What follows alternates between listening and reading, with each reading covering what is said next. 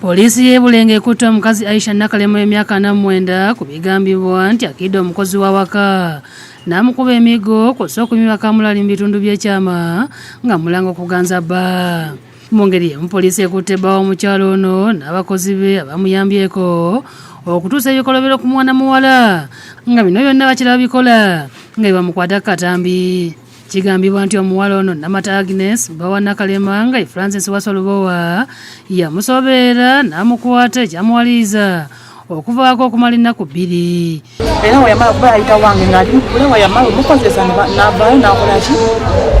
Omuwala yakwata mukwato we yateesa mbu agenda muwomutwalo. Mukama we yamuyise ng'agenda okumusasula omusaala wabula olwatuuse n'amusibira mu bbaala n'amukolako ebikolwa eby'ensonyi nga bamubuuza ekyamwagaza bba wakati mu balala abaddewo okusaakaanya. Engoye n'essimu yange n'agyasa n'ankwata amagulu n'ansoosekayo kamulali nga amaze omutabula.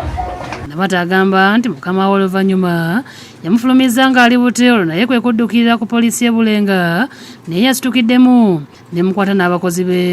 Nkwata mukwase. Mami yakwata. Kuba omwana yandibadde atula sayidi wonna wonna wavaamu ki omusaayi.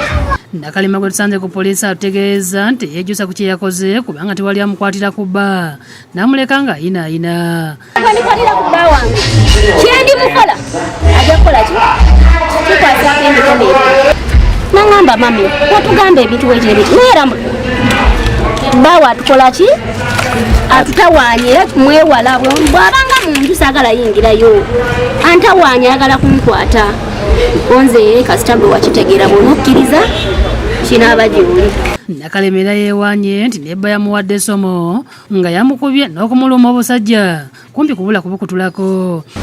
Naye bw'abadde busungu olw'ensonga naawe tosobola leeta mukozi weteekemu mu kiti kyange gwe mwami owulira wawasa omukyalawo ate n'aleeta omukazi omusajja ku buliri bwo oyinza owulira obulungi just nakikoze n'ensusa olw'obusungu okitegedde naye ng'okanaaluzaala yaani yoona omwami tewali kye namutadde wabula era waddewaawo bukamulali wange bwendyako bwenamukumansuliza. Agamba nti azaalabula abakozi ku ky'okuganza bba naye nga tebawulira kubanga ye akaddiye nga tina gy'ayinza kujja musajja mulala era nti yakikoze kubanga yagadde alabe ekiwaga Namata n'atuuka n'okwebaka ne bba.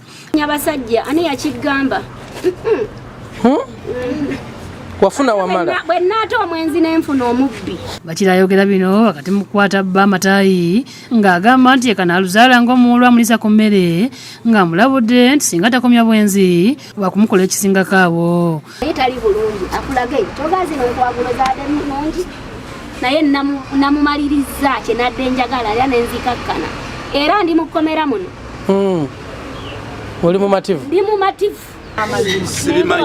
Sibimanyi. Salongolobowa yeeganye yemwogerwako kyokka n'asaba mukazi we okumanya nti ye musajja. Ebyo sibimanyi. Kize kugambye ze ndi musajja ebyo sibimanyi. Abantu b'e Bulenga Kikaaya bavumidde ekikolwa kya Nakalema ne bategeeza nti nabo bamulinze kubanga naye tatudde kuba baba banne. Kikolwa kibi because nti noddira omwana ow'obuwala n'omujjira n'omuyiira kalali wansi ekyo kiba tekikola makulu. Omuntu omukola bw'otyo oba otwalidde obuyinza mu ngalo.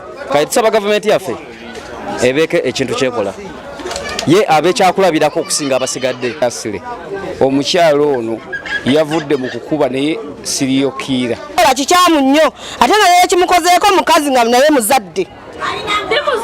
Abudu Muwonge yakusakidde eggulu eno ku Lwabukedde TV. Ono ye kanaaluzaala omulabi ono gaayo ono ye kanaaluzaala.